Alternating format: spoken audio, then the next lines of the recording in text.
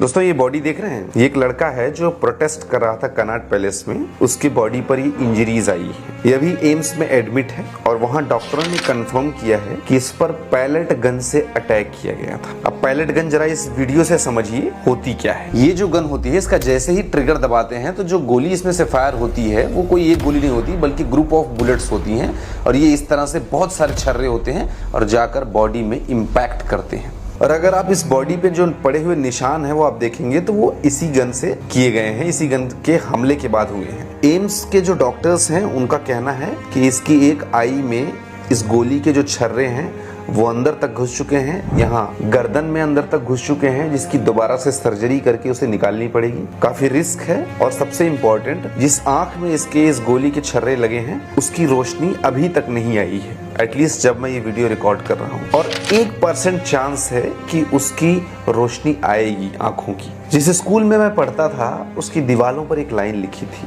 उस पर लिखा था कि बच्चे इस राष्ट्र की आंखें होती हैं और शिक्षा इन आंखों की रोशनी। शिक्षा तो मिली नहीं, जब उसे लेने के लिए गए, अपने अधिकारों के लिए गए तो आंखों की रोशनी भी छीन ली गई। ये जो गन यूज हुई है दोस्तों, यूजुअली ये गन जम्मू कश्मीर में किसी भागते हुए आतंकवादी के ऊपर यूज किया जाता है ताकि उसे घायल किया जा सके, उसे जिंदा पकड़ा जा सके। जब मूवमेंट बहुत ज्यादा होता है, हमें पता नहीं निशाना किधर लगाना है, तो इसको फायर कर देते हैं और लग जाती है गन। इस लड़के ने बताया कि वहां पर कोई ऐसी स्थिति भी नहीं थी भगदड़ की या कुछ ऐसी स्थिति आ गई हो कि जिस जवान ने उन पर फायर किया उसकी जान पे ही आफत बनाई हो। कुछ भी नहीं था, बिल्कुल शांति से जा रहा था प्रोटेस्ट। और जानबूझकर उसने इस बच्चे की तरफ, 19 साल एज है इस बच्चे की, इसकी तरफ गन किया और फायर कर दिया। और आप देख ही रहे हैं किस तरह से डैमेज हुआ है पूरी बॉडी में। और ये नड्डा जी फोटो खिंचवाने के लिए वहां भी गए थे। दिल्ली पुलिस का ऑफिशियल स्टैंड ये था कि हमारे पास न तो पैलेट गन है